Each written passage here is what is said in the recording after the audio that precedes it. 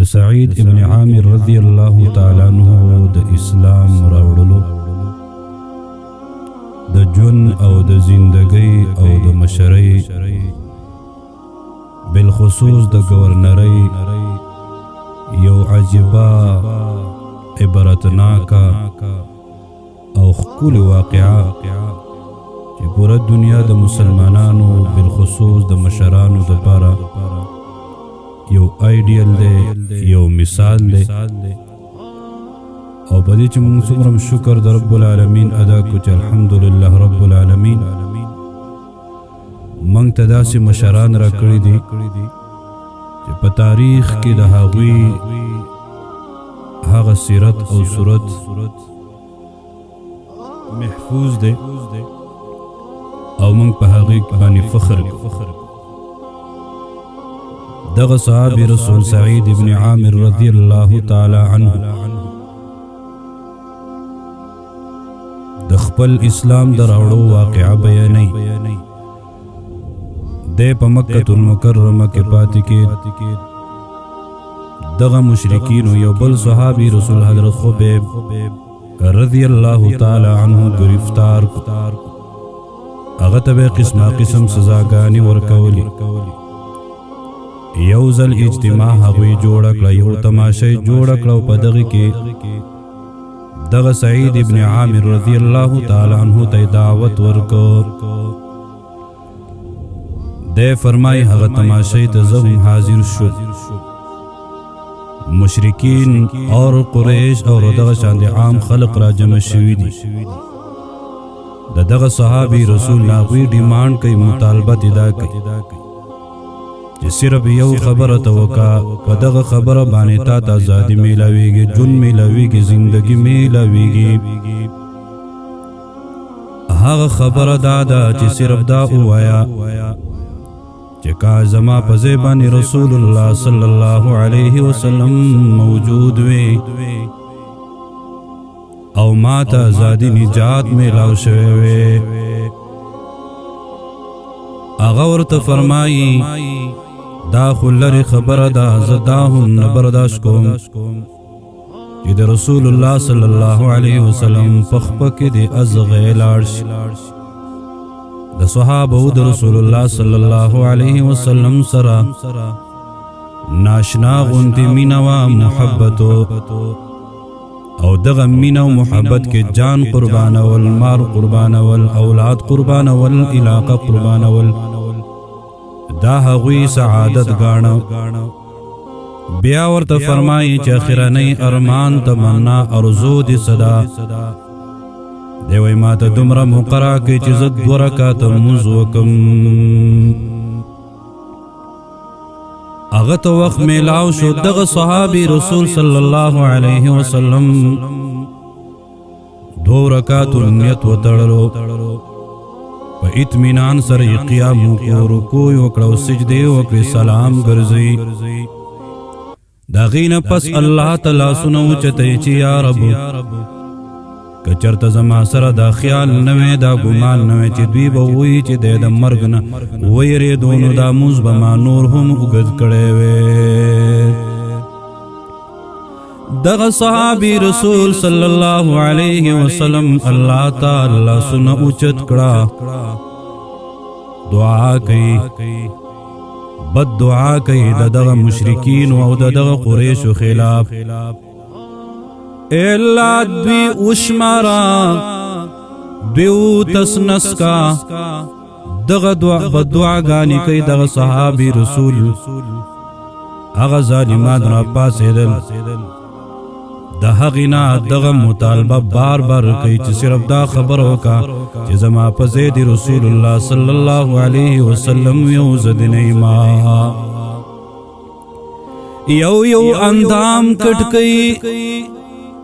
د هغه مسلو سواغ په شهادت باندې ورسېدو، لیکن هغه د خپل جبینا د الله د رسول د شان په باره کې کومه یو خبره ونه کړه. دغه سعید ابن عامر رضی الله تعالی عنه فرمایي زه چې کله واپس راغلم رب کائنات د اسلام د پاره زما سینه کلا وکړه دغه د قریش مشران ته ورغلم د کفارو ته ورغلم ورته مې وویل واوره ستاسو زما سره هیڅ تعلق نشته دی او نه در سره زما کوم تعلق دی نن زه علی الاعلان ایمان راوړم په اسلام کې داخلېږم ستاسو د عقیدې او ستاسو د دین نه د براءت اعلان کوم دغه صحابي رسول مسلمان شو مدینة المنوره ته هجرت مسلمانانو مرکز مدینة المنوره رسول الله صلی الله علیه وسلم التپاتی کېدو صحابه کرام التپاتی کېدل د غزوه خیبر نه پس په ټولو غزواتو کې د شریک بس یو ساده جون او ساده زندگی تیروله د رب العالمین په صحیح مانو کې عبادت او بندګي به کولو د الله د رسول سره ناشنا مینا او ناشنا محبت د الله د رسول د دنیا نه انتقال وشو دغه صحابي رسول د هغه نه پس په هر جنگ او غزوه کې شرکت کړی ابو بکر صدیق رضی الله تعالی عنہ په خلافت کې موجود او عمر فاروق رضی الله تعالی عنہ ته چې کله خلافت میلاو شو د عمر رضی الله تعالی عنہ ته وعظ کوي او نصیحت ورته وی عمر د انسانانو په باره کې ګوره د الله نه ویریږه عدل وکا انصاف وکا زیاته در نه ونشي ظلم در نه ونشي او عمر د الله په معاملات کې د چانه هم ویریږه عمر فاروق رضی الله تعالی عنہ ته وګد وعظ او نصیحت هغه عظیم خلیفہ د چا مبارک چې علی المرتضی رضی الله تعالی عنہ فرمای د قدر کپڑے به اچولې وای ما په خپل کتلې ده چې کوم وخت کې خلیفہ نو په کپړو کې 22 پیوندونه لګیدل د روم نه یو وفد راغی وای ستاسو د بادشاہ محل چرته دی هغه ځکه کوم موجود کسانو ورته وای زمنګ د بادشاہ محل نشته دی لاړ شه چرته بار په صحرا کې به درته میلاو شي کله چې هغه لاړ نخې ورته وښودلې هغه عمر یو باغ کې پروت 22 لاک مربع میل باندې خلافت کوي په باغ کې پروت دی او د سر لاندې ګټه ده بغیر د کوم پروتوکول او بغیر د کوم سکیورټی نه تنی تنها هغه عمر د ازمریو د شیر په شان دی پروت دی د چا خوف او یرا چې رب العالمین د ټولو کفارو په زړونو کې اچولی دغه عمر فاروق رضی الله تعالی عنہ سعید ابن عامر رضی الله تعالی عنہ ته فرمای زګوره تا ته مشری درکو اغه ورته جواب کې فرمای د الله واسطه درکوم تا زګوره مشرین نغواړم زم مشرین نه اخلب ما مشر مقرر کوا ما په دغه امتحان ازمایش کې مرا ولا عمر ورته گورنری ورکی او غوی ز گورنری مشرین اخر د نن دور مسلمان د مشرۍ د پارا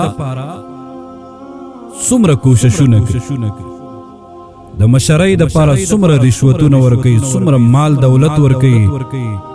د مشرۍ حاصلولو د پارا څومره مهنت او زارۍ کوي څومره ځان ذلیل کوي چې ماته مشري میلاو شي مشري که په صحیح طریقه باندې وکړي په بها و نعمه ورندا د جهنم یو سکروټه د پلاس کې راخیستل د انکار کې عمر فاروق ورته فرمایي زتا گورنر جوړو د کوم علاقې د حمص کومه علاقه چې د ګوګل مطابق 7,25,000 مربع میل صد پاسا د هغه علاقه او ټول پاکستان 7,95,00,000 مربع میل څخه د پاسه یعنی تقریبا د ټول پاکستان امرا حمص او دغه ټول حمص گورنری ورته ورکوله هغه ز گورنری نه مشری نه قبلو عمر فاروق رضی الله تعالی عنہ خپش وای تاسو ټول مشری ما ته راکوي ذمہواری زما په غاړه باندې اچوي مشکلات ما ته راسپاري او تاسو مشری نه اخلي هغه وخت کې مشری د خدمتو مشری عبادت په ګڼل کې سید القوم فی السفر خادمهم د قوم مشر هغه به د قوم خادم مجبورن هغه گورنر مقرر کړي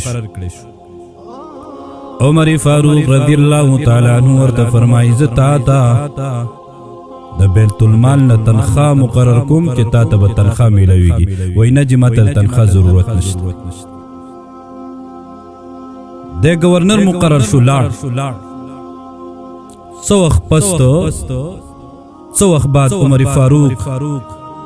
هغه علاقې ته پیغام ولېږه چې دغه علاقه کې څومره غریبانان دي څومره مسکینان دي او څومره فقرا دي د ټولو یو فهرست تیار کړئ ماته راوړئ چې موږ د هغوی د پاره د پیکیج او د هغوی د پاره د امداد او د هغوی د پاره د تعاون یو ترتیب جوړ وفد هغه فهرست تیار کو مدینہ المنوری تراغلا عمر فاروق سره ملاقات وشو حاجی فهرست داده کله چې ورته هغه فهرست مخکې کو د ټولو نه اول چې کوم نوم لیکل شو هغه سعید ابن عامر په ټول علاقه کې د ټولو نه زیات غریب فقیر مسکین هغه سعید ابن عامر دا عام کس نو دا د حمص گورنر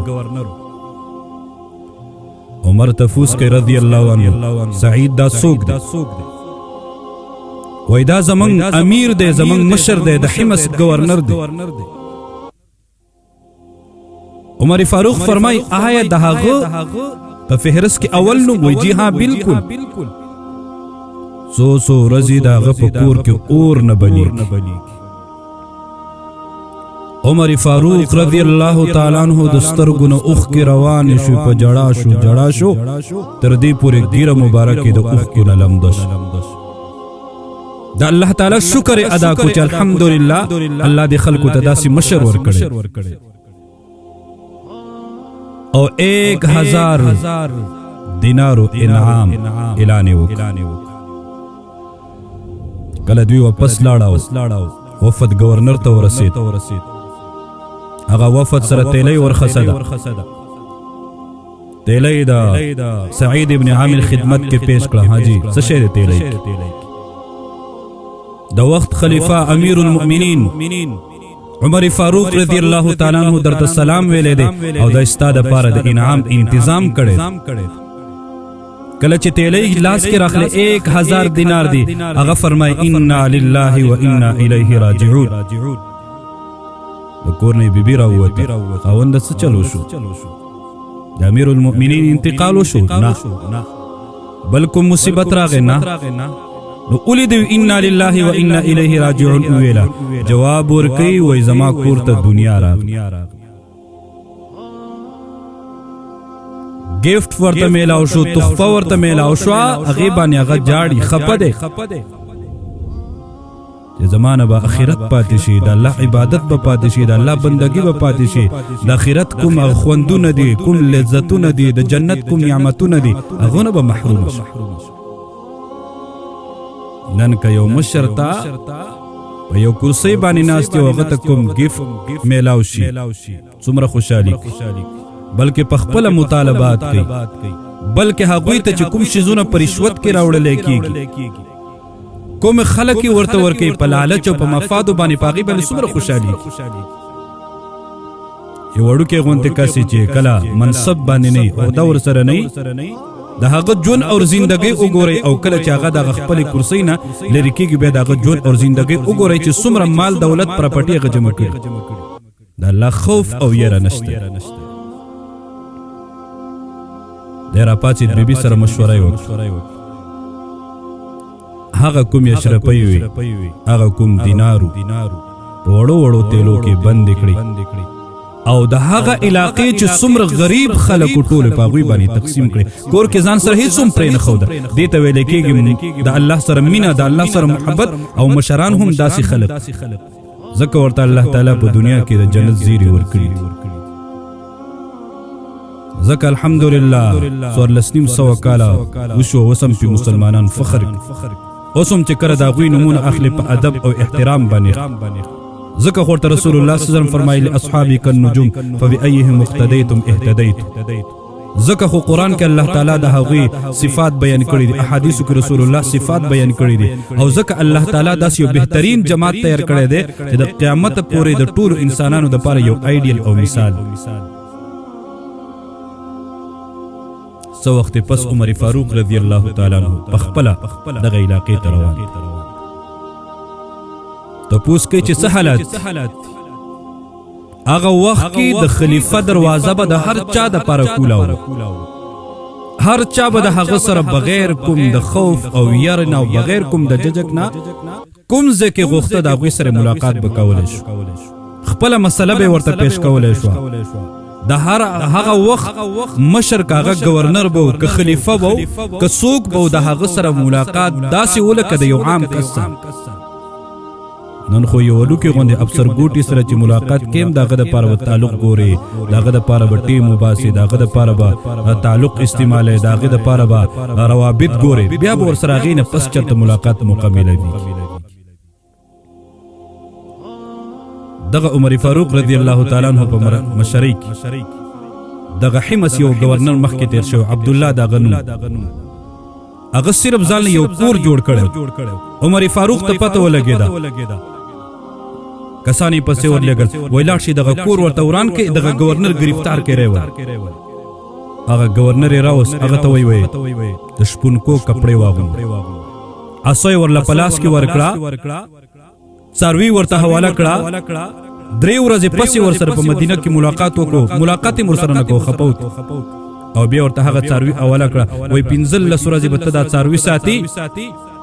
د هغې نه وروسته به تا ته مشري میلاویږي تا ځان له کور څنګه جوړ کړی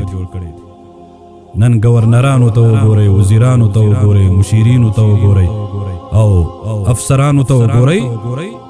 د هغوی ژوند د هغوی زندگی د هغوی پروتوکول د هغوی پراپرټي د هغوی بینک بیلنس د هغوی مال دولت ته تاسو وګورئ حیران بشئ دویم ځان ته مسلمانان وایي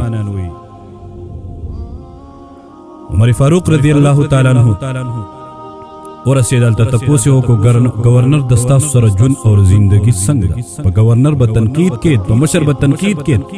د گورنر نه به پوښتنه کېدی شوه د مشر نه به پوښتنه کېدی شو د هغوی سره به احتساب کېدی شو څه کسانو اعتراضات عمر فاروق رضی الله تعالی عنہ سعید ابن عامر گورنر راوغوښ او خلک یې هم راوغوښته لکه نن دور کې کلي کې چهرې د دې عوام ستاسو په باره کې شکایت دوی به هغه تپوسونه کوي هغه شکایات به بیانوي تاسو به د هغې جواب ورکوئ د وخت خلیفه ناست دی گورنر عام کس ته جواب ورکوي عام کس په گورنر باندې اعتراض کوي تپوس کوي او هغه گورنر د هغې جواب ورکوي وایه څه مسله ده یو پاڅېد وی امیر المؤمنین زمون کوم گورنر سعید ابن عامر دا خپل ډیوټۍ ته ناوخت راځي آفس ته ناوخت راځي چې کوم ټیم د حاضرۍ دی د هغې نه لیټ راځي امیر المؤمنین گورنر صاحب ته فرمایي جواب ورک گورنر فرمایي امیر المؤمنین کچرې دا پوښتنه دې نه وی کړې استاد طرف نه حکم نه وی ما به خپل حالات چرته نه وی ښکاره کړ امیر المؤمنین د دې کس د دې سائل د اعتراض بالکل حق اور سچ دی زه خپل آفس ته په ټیم باندې نه ځم او زما عذر دا دی چې کور کې مې یوه ښځه دغه بیماره ده ځان دپاره اوړه خپلاغېږم اوړه واغېږم بیا د هغې انتظار کوم چې خمیره پکې راشي د هغې نه پس ناشته تیاروم هغه ناشته کوم مونځ کوم او بیا خپل کار لزم دغه اعتراض او دغه اعتراض دا جواب امیر المؤمنین عمر فاروق رضی الله تعالی عنه به څومره زیات خوشحاله شو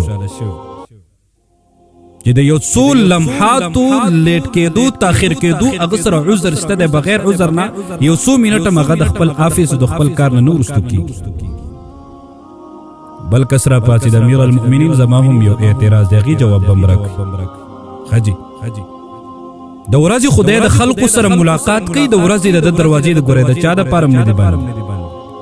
هر څوک د ده سره ملاقات کولی شي هر چا ته جواب ورکوي هر څوک د ده سره میلاویدی شي خو چې کله شپه شي ګورې دی د چا جواب نه ورکوي گورنر صاحب جواب فرمایو بالکل د اعتراض حق بجانب دی هم دغه شانتې ده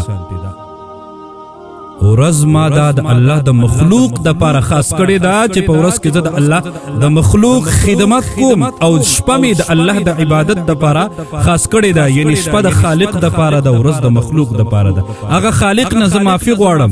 هغه خالق ته په قیام ولاړم په رکوع ولاړم په سجده ولاړم د قرآن تلاوت کوم ذکر اذکار کوم خپل ګناهونو معافیانې غواړم گناهونه را نشوي دي هغې باندې الله نه معافي غواړم او بالخصوص هغه چې کوم د اسلام نه مخکې شوي نو د شپه مې الله ته ورکړې ده او د ورځ مې د الله مخلوق ته ورکړې عمر فاروق رضی الله تعالی نور خوشحاله شو بل معترض صاحب را پاڅېد یاره چې زما اعتراض دی په یوه میاشت کې دی غیر حاضري کوي ما ترې د دې جواب راکړي دا مشر دی غیر حاضري ولیکي وی بالکل چې دې اعتراض هم حق بجانب زما په جسم باندې صرف دا یو کپړه ده زما دویمه جوړه نشته دی زه دغه یو جوړه په میاشت کې یو ځل بدلوم او کله چې دغه جوړه زه بدلوم نو چون کې زما سره بل نه زه هغه کپړې وباسم خپله یې وینځم او بیا د هغې د وچېدو پورې زه د کور دننه ناسم انتظار کوم د هغې وجې نه زما دا چوټي کېږي څلورم معترض پاڅېد یاره چې زما هم یو اعتراض دی حاجي وایه دی چې کله موږ ته وعظ کوي کله موږ ته نصیحت کوي کله موږ ته بیان کوي په ده باندې بېهوشي راځي عمر فاروق فرمائی جواب وی جی بالکل ما ته د هغه خبیب بن عدی رضی الله تعالی عنہ د هغه شهادت هغه واقعه را یادي د هغه بددعاګانې را یادي هغه تماشه کې زه هم موجود کله چې هغه ما ته را یاد شي چې داسې نه الله هغه بددعا زما په حق کې قبول کړي نو هغه کیفیت په ما باندې راشي زه پر کال ما باندې بېهوشي راشي عمر فاروق رضی الله تعالی عنہ ډېر زیات خوشحاله شو د الله شکر یې ادا کړ داسې گورنران تیر شوي دي زموږ مشران داسې تاریخي خلک تیر شوي دي داسې زموږ دپاره آیډیل او نمونې پرتې دي په تاریخ کې عمر فاروق رضی الله تعالی عنہ ورته دوباره 1000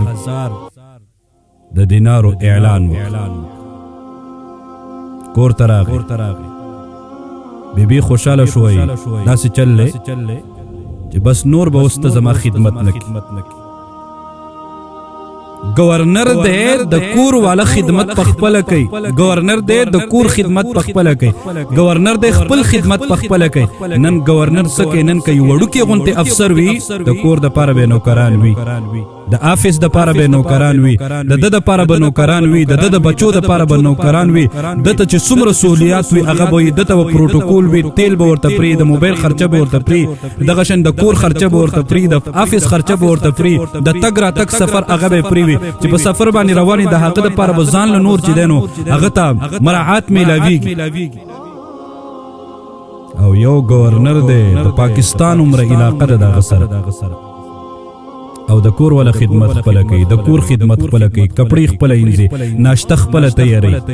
نو ور سره کوم پروتوکول شته دی نو ور سره کوم ګارد شته دی نو ور سره کوم سہولیات شته او نه د بیت المال له تنخواګان نن خو قومي خزانه ټولو دی خلکو خوړي کله د پنشن پنومو کله په دغه باندې هغه گورنر په میاش کې یو ورځ چټي کوي دا هغه جواب ورکوي او نن زمنګ سرکاري خلک په هفته کې خو 2 ورځې دی چټياني پخې او نورم کله واده کله مورملا کله نیاملا کله ورارمل کله ملګری مل کله ټور کله یو مسله کله بل مسله دا خدای الله رحم او کرم دی چې پاکستان اوسه پورې محفوظ دی نو کور ولې خوشاله شو ورته وای خوشاله کېږم وای خوشاله کېږم ځکه چې دې پیسو به اوس موږ د پر خادم واخلي نو د کور خدمت به خادم کوي وای نه خادم ناخلم وای دا پیسې به زه په غریبانو باندې تقسیموم چې په دې باندې ستاسو اخرت خیسته شي رب العالمین داسې مشران موږ ته راکړي لکه څنګه چې صحابه کرام او اخر